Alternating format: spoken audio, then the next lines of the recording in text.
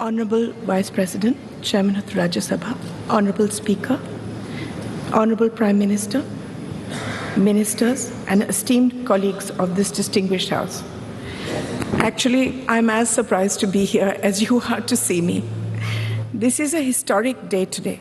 I'm proud to be part of this historical moment when a government under the leadership of Prime Minister Shri Narendra Modi ji has undertaken to repair the deep-rooted asymmetry and to give an equal share in India's future to all of us women. I'm grateful for the honor you have given me of speaking about my years in Parliament. We are going to a new building, and hopefully this grand edifice will reflect the aspirations of a new Bharat. Today, I have been entrusted with the responsibility of addressing this esteemed assembly as the most senior parliamentarian in the Lok Sabha. I entered Parliament at the age of 32, 9 years after the death of my husband. My debut was as Minister for Environment. Today, 35 years later, I have spent most of my adult life in this institution, and I have seen 7 prime ministers and the shaping of grand history. It has been an arduous, rocky road. I had several terms as an independent member and finally joined the Bharatiya Janata Party under Shri Atal Bihari Vajpayee ji's leadership in 2004. Since then, I have remained a proud member of the BJP as well as this august House. Being a member of Parliament is an immense responsibility, as it entails safeguarding the trust of lakhs of voters who elect us to be their voice. You are given power, but this power must always be used for their good.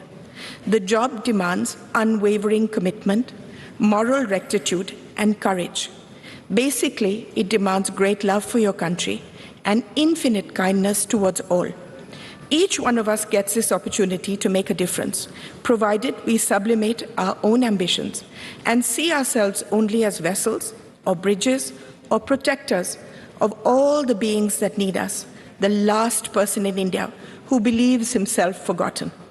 People who cannot navigate for themselves and appoint us as their helmsmen. I have tried to make the most of every minute to bring about change wherever I am, whether as Environment Minister, when many institutions and laws that safeguard us were passed, as Social Justice Minister setting up Alimco, which now looks after all the disabled in the country, Childline, which was regarded internationally as the best institution for looking after street children, stopping child labor in the carpet industry. You can change things wherever you are. For instance, in the opposition as a BJP member, as chairperson of the often ignored Assurances Committee, we changed the way people were experimented on by pharmaceutical companies. They were not paid or even asked before becoming guinea pigs. This was changed by us. During Atalji's time, we brought in the vital red and green dot on foods, allowing people to know whether they were eating vegetarian, non-vegetarian food. We repaired an institutional deception by food companies. No service, no job is too small that it should not be taken seriously. My happiest moment was being given the responsibility by the Prime Minister who coined the phrase, Beti Bachao, Beti Padhao.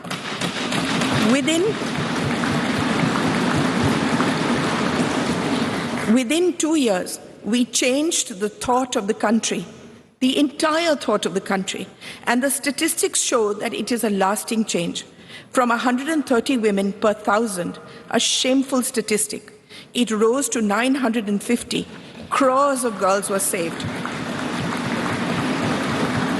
Not only that, it is now seen as a shame and a crime to do away with girl children, whether in the womb or newly born. Now that we are going into a new building, a new phase, I want to tell all the young people here that politics is never fulfilling unless you have a grand passion and a commitment outside it, unless a fire of curiosity burns within you. No service is too small in the service of Mother India. What I have learned is that each constituency is your family. Within my family, there are a million microcosms of individual families. Each of them depend on us. We are a part of their lives as they are of ours. I have seen my primary duty to look after each family that has placed itself in my care by electing me, by seeing me as one of their own. In this matter, I wish to say that the Prime Minister has seen beyond people as a statistic and has meticulously seen to the needs of each individual family. Opening bank accounts, giving dignity in the form of toilets, home water taps, building homes for the poor, gas cylinders, giving young people loans, skilling them, protecting them through the largest pandemic in history, saying that no one remained hungry. Before I end, I would like to tell you a few things that I have learned in my long journey so far. Never give up. There are times in all our lives where the world sits heavy on our shoulders and there doesn't seem any path ahead. It will take courage, determination, and a commitment to something larger than ourselves to forge ahead. Have faith in the goodness of your fellow man. Quieten your mind and soldier on. Believe in yourself. You are an instrument of goodness. If you fight for good, you will always be protected. Use the pain that we all have in our hearts to make yourself a better human being, not to embitter you.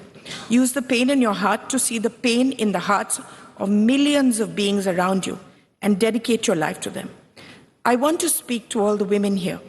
The world is still an unequal place, and we as women need to be the greatest champions of and for each other.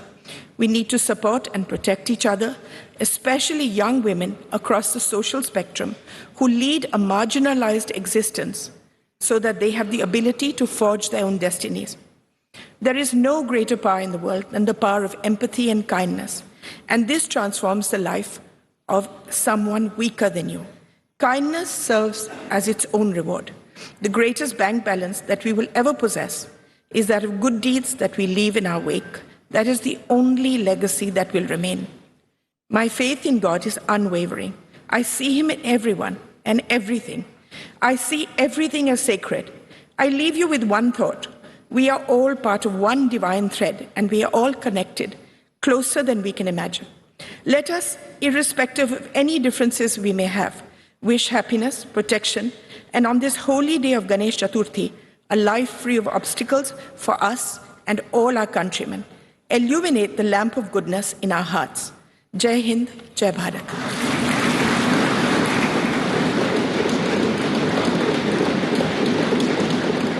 India TV हर वक्त हर जगह download करने के लिए search करें India TV news Google Play Store या app store पर।